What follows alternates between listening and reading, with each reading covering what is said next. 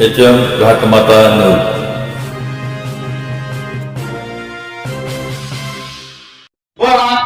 ग्रामपंचायतीकडे 5 गुंठे राहिला आणि बाकीचा जागेचा अधिकार आमच्याकडे राहिला. सदर या जागेवर ग्रामपंचायत पूर्वीचा कब्जा असल्या कारणाने सदर ही जागा ग्रामपंचायत आहे असं म्हणू लागले. तर मूळ जागा ही स्वामींचीच आहे.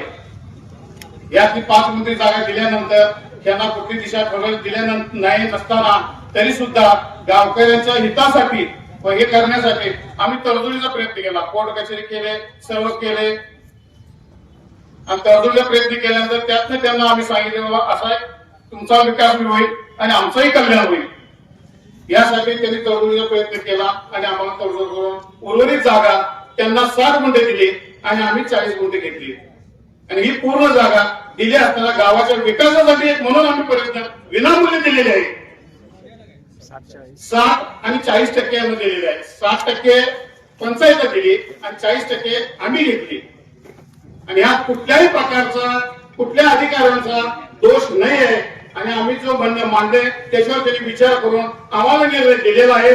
त्यामुळं गैरसमजूत करून घेऊ नका आणि गावाच्या विकासासाठी आम्ही दिलेला आहे तो विकास पूर्ण व्हावा या हेतूनेच आम्ही केलेला आहे. गावाचा विकास न होऊ नये म्हणलं असतं तरी पूर्ण जागा आमच्या ताब्यात होती, आम्ही घेतली असती.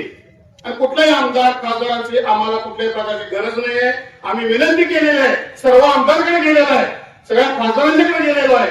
तरी सुद्धा हा निर्णय आम्हाला या पद्धतीने घ्या आणि तुमचं हित होईल असं प्रत्येकाने सांगितलेलं आहे. आणि कुठल्या आमदारकडे जायचं नाही किंवा मुख्यमंत्र्यांकडे जायचं नाही आणि बावनकुळेकडे जायचं नाही. महसूल खातं कुणाकडे असलं प्रत्येक वेळेला 5 वर्षाचं बदलत असतंय. त्यामुळे कुठलाही मंत्री आला तर ही जागा पूर्णतः स्वामी चंद्र समाजाची आहे. त्यामुळे कुठल्याही लोकांनी स्वतःच्या मालकी हक्काची जमीन असताना कुठल्याही भागातल्या लोकांनी ह्याच्यावर भाग करू नये. आणि कुठल्याही त्या सामान्य लोकांनी किंवा मोठ्या लोकांनी कुठलीही जागा दिलेली नाहीये. आणि स्वामी लोकांना दान करतात आणि स्वामी लोकांनी गावासाठी दान केलेलं आहे. तरी सुद्धा आम्ही सक्षमपणे आम्ही दान करून मोकळे झालेलो आहोत. कुठल्या गोष्टीचा विचार केलेला नाहीये. असं गावात कोणीही सांगू दे दान करण्याची क्षमता आहे म्हणून उभं फुकट बडबडायचं आणि निघून जायचं असली कारकिर्दी नको आहे. बाबासाहेबांनी घटनेसुद्धा लिहिलेलं आहे, संघर्ष करा, लढा आणि मत मिळवा. ही बाबासाहेबांची शिकवण आहे. आम्ही संघर्ष केला, लढला आणि जागा मिळवली. त्यामुळे बाबासाहेबांचा पहिला मी मनपूर्वक आभार मानतो. एवढं बोलून मी भाषण करतो.